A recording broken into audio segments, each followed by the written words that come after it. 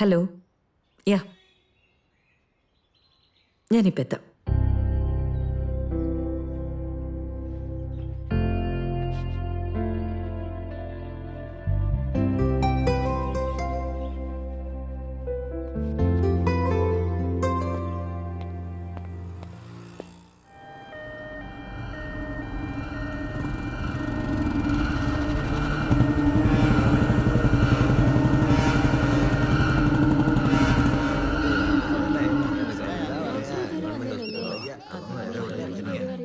Heavy internal injuries ഉണ്ട്.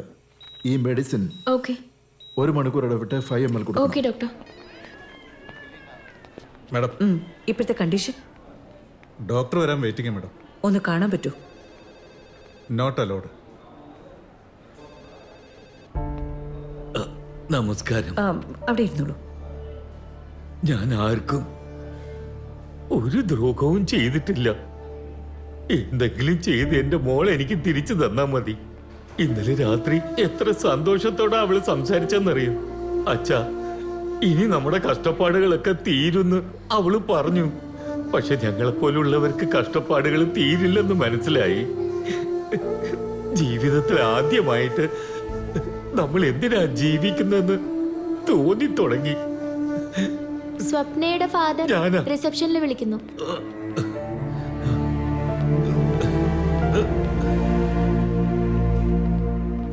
Excuse me doctor. Yes. പേഷ്യന്റിന്റെ condition എങ്ങനെയുണ്ട്? ആ ചെറുക്കൻ സ്പോട്ട് ഡെഡ് ആണ്. പെൺകുട്ടി ഇന്റേണൽ ഇഞ്ചുറിയിൽ കോമയിലാണ്. തൽക്കാലം ഒന്നും പറയാൻ പറ്റില്ല. ഒബ്സർവേഷനിലാണ്. We will update you. What is the reason behind this accident? Over speed. Any doubts?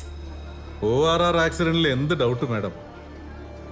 Collect all the details. Accident ആയി ക്ലോസ് ചെയ്തു. ശരി madam. See you later. Okay madam.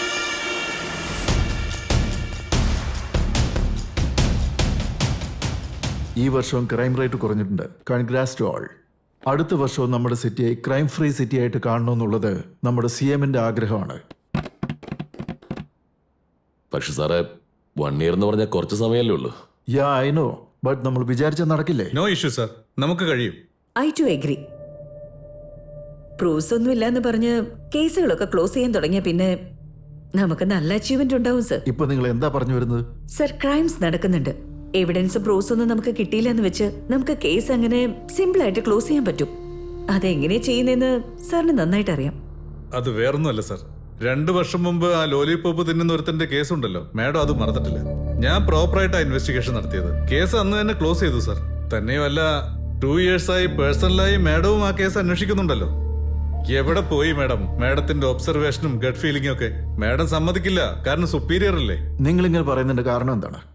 Sorry sir. That's fine sir, I agree. 2 വർഷമായിട്ട് എനിക്ക് ഒരു ലീഡും കിട്ടിയിട്ടില്ല. പക്ഷേ proofs കിട്ടിയില്ല എന്ന് വെച്ച് അതിനർത്ഥം ക്രൈംസ് ഒന്നും നടക്കുന്നില്ല എന്നല്ലല്ലോ സർ. സർ, ആ ലോലിപോപ്പുകാരൻ മാത്രമായിരിക്കില്ല കുറ്റവാളി. മോറോവർ എല്ലാ ക്രൈംസിലും ഒരു പുതിയ ലിങ്ക് ഉണ്ടാവും സർ.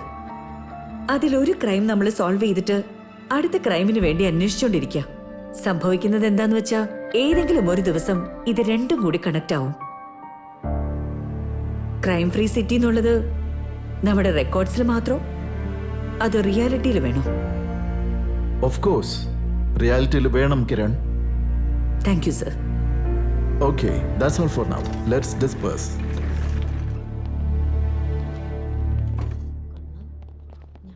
ലോലിപ്പപ്പുകാരൻ ഒരുത്തനുണ്ടെന്ന് നിനക്കിപ്പോഴും തോന്നുന്നുണ്ടോ? അതെന്റെ തോന്നൽ മാത്രമല്ല സർ, അത് തന്നെയാണ് സത്യം.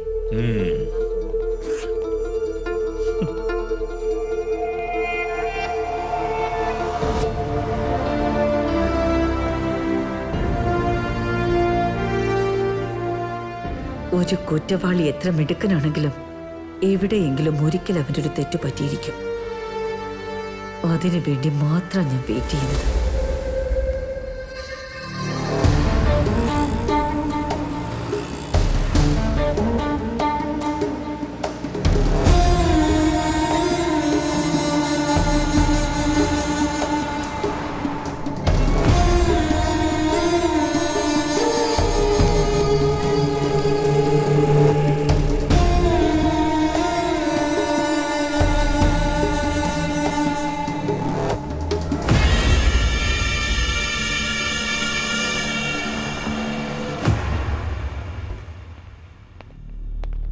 എന്താ മേഡം ഇത് അന്യായമായിരിക്കുന്നു? മോളെ അടിച്ചൊന്ന് കംപ്ലൈന്റ് കൊടുത്ത എന്താ വാങ്ങാത്തെ?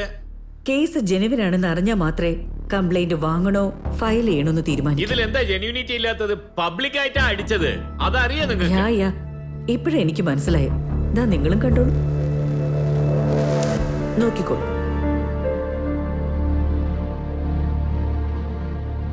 അവനും എന്നെ അടിച്ചതല്ലേ? പക്ഷെ ആദ്യം നീ അടിച്ചെന്ന് എന്താ പറയാഞ്ഞത്? ഇനി നിങ്ങൾ പറ, ഞാൻ ആരുടെ പേരിലെ കേസെടുക്കേണ്ടത്? വേണ്ട ma'am, I don't want to file any complaint. അവരടിച്ചില്ലെങ്കിലും ഞാൻ അടിക്കരുതായിരുന്നു. സോറി. ഗുഡ്. ഒരു പെണ്ണ് കംപ്ലൈന്റ് ചെയ്താ അത് കണ്ണടച്ച് വിശ്വസിക്കുന്നു ഒരിക്കലും വിചാരിക്കരുത്. പെണ്ണായാലും ആണായാലും തെറ്റ് തന്നെയാ. Sorry ma'am. Good. Thanks madam.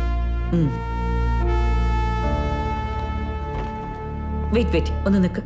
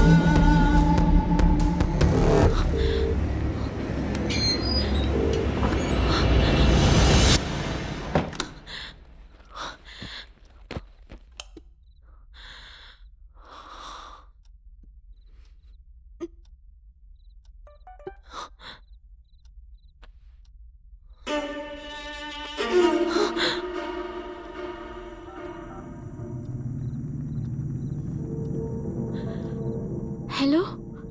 മേലെ ടെറസിലോട്ട് വാ.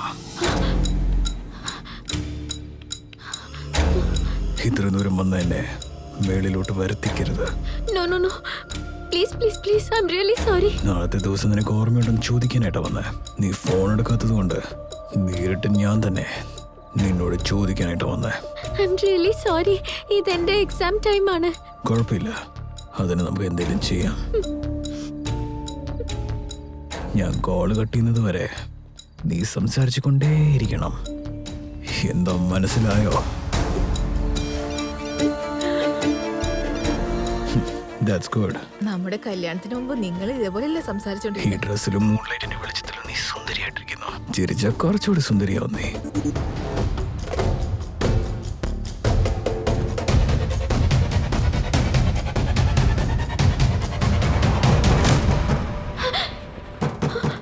അയ്യോ, ബാറ്ററി ഡെഡ് ആയോ?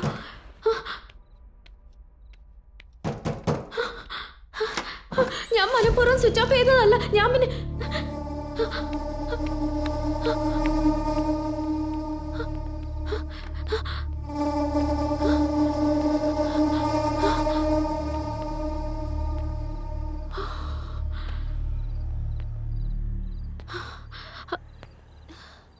എന്തു പറ്റി?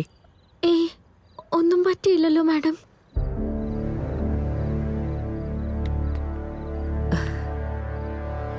Unusual reaction in A usual situation. എല്ലാരും തല്ലുകൂടുന്നത് നോക്കി നിൽക്കുമ്പോ നീ മാത്രം ഏതോ ടെൻഷനിലായിരുന്നു. അതെന്തോ അബ്നോർമലായിട്ട് തോന്നി. ആരവൻ? നിന്നെ ഞാൻ ഒരുപാട് വിളിച്ചു, നീ എടുത്തില്ല. മാത്രമല്ല അപ്പൊ സ്വിച്ച് ഓഫ് ആവും ചെയ്തു. സോ നീ സേഫ് ആണോ അല്ലയോ എന്നുള്ളൊരു ഡൗട്ടില് ഞാൻ നേരിട്ട് വരാന്ന് വെച്ചു. എന്താ നിന്റെ പ്രോബ്ലം? Tell me.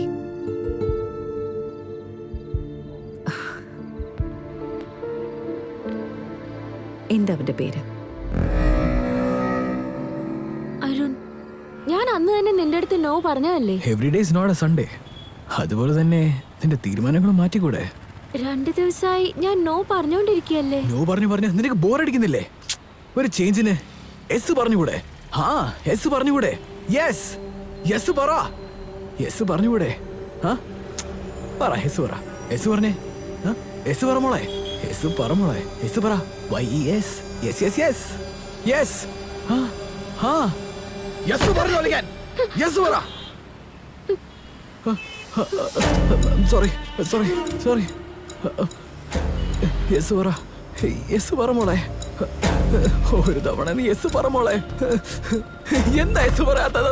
യെസ് ഒന്ന് പറഞ്ഞു തോൽച്ചുകൂടെ? നീ എന്ത് ചെയ്താലേ യെസ് പറയുന്നേ? ഞാൻ പോയി ചാടട്ടെ? പറ, ഞാൻ പോയി ചാടട്ടെ? എന്ത് പറ, ഞാൻ പോയി ചാടട്ടെ? ഞാൻ ചാടാൻ പോവാ, ഞാൻ ചാടാൻ പോവാ. യെസ് പറ, പറ, യെസ് പറയട്ടെ, ചാടട്ടെ, പറ, യെസ് പറ. Please get down. പ്ലീസ് പറയണോ? താഴോട്ട് ഇറങ്ങ്. പ്ലീസ് പ്ലീസ് എന്നെ വിട്ടേക്ക്. പ്ലീസ്. യെസ് പറയുന്നോ? ഇപ്പൊ പറയുന്നോ? പറ. നിന്നെ കാണാൻ തന്നെ എനിക്ക് പേടിയാവുന്നു. നീ പേടിക്കുന്നുണ്ടെന്ന് പറയുന്നത് കേൾക്കാൻ എനിക്ക് എത്ര സുഖമുണ്ടെന്നറിയോ? ഒരുമാതിരി ക്ലിക്ക് വരുന്നതേ. നീ കൂടുതൽ പേടിക്കാനായിട്ട് എനിക്ക് വേറെ ഒരു കാര്യം ചെയ്യാൻ തോന്നുവാ. എന്നെ കൺവിൻസ് ആക്കുന്നതിന് പകരം നീ ഇതിനെ സമ്മതിക്കുന്നത് നല്ലതാ. Just be logical, no discussion. Say my decision. നിന്നെ കാണാൻ തന്നെ ഒരു സൈക്കോനെ പോലെ ഉണ്ട്. എന്തിനാ എന്നെ കരയിക്കുന്നേ? യെസ് പറയുന്നത് വരെ നീ ഇങ്ങനെ കരഞ്ഞോണ്ട് തന്നെ ഇരിക്കണം. സ്വാതിയല്ലേ? Any problem? പ്രോബ്ലം തീർത്തോ കൂടാതെ.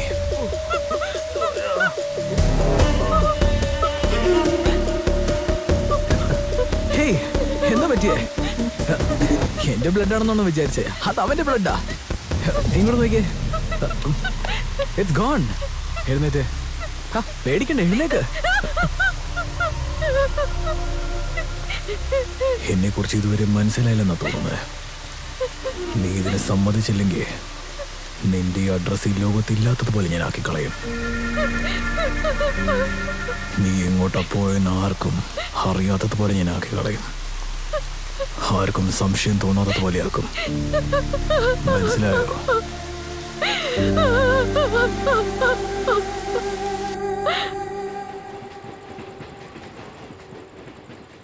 നീ കംപ്ലൈന്റ് കൊടുത്തിരുന്നു? നിങ്ങൾ എന്ത് എളുപ്പമായിട്ടാ കംപ്ലൈന്റ് ചെയ്യാൻ പറയുന്നേ?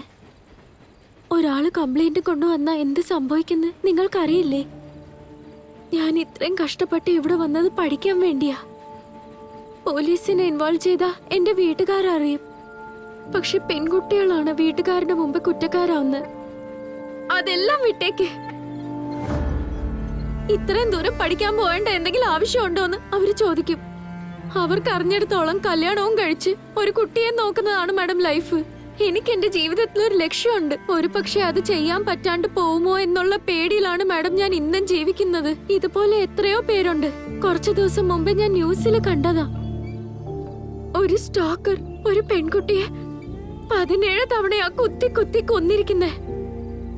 അതുപോലെ എന്റെ ജീവിതം ഒരു ന്യൂസിൽ തീരാനുള്ളതല്ല മാഡം. 2 ദിവസമായി ഞാൻ അവന്റെ കണ്ണിപ്പെടാതെ രക്ഷപ്പെട്ടു. പക്ഷെ ഇന്ന് ഹോസ്റ്റലിന്റെ മുമ്പിൽ വന്ന് അവൻ നിന്നു. എങ്ങോട്ടേക്ക് പോയി എങ്ങനെ രക്ഷപ്പെടണം എന്ന് എനിക്ക് അറിയുന്നില്ല മാഡം. നാളെ ആ ഡെഡ് ലൈൻ. അവന് ഇഷ്ടമുള്ള റെഡ് ഡ്രസ്സിൽ എന്നെ വരാൻ പറഞ്ഞിരിക്കുക. അവന്റെ മുമ്പിൽ സറണ്ടർ ആവണോ അതോ സ്വയം ജീവൻ കൊടുക്കണോന്ന് എനിക്ക് അറിയില്ല മാഡം.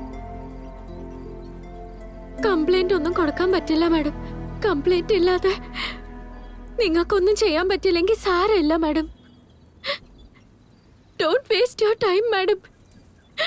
കംപ്ലൈന്റ് മാത്രം നോക്കിയായിരുന്നെങ്കിൽ ഞാൻ നിന്നെ ട്രാക്ക് ചെയ്ത് ഇതുപോലെ വന്ന് സംസാരിക്കില്ലായിരുന്നു. Trust me.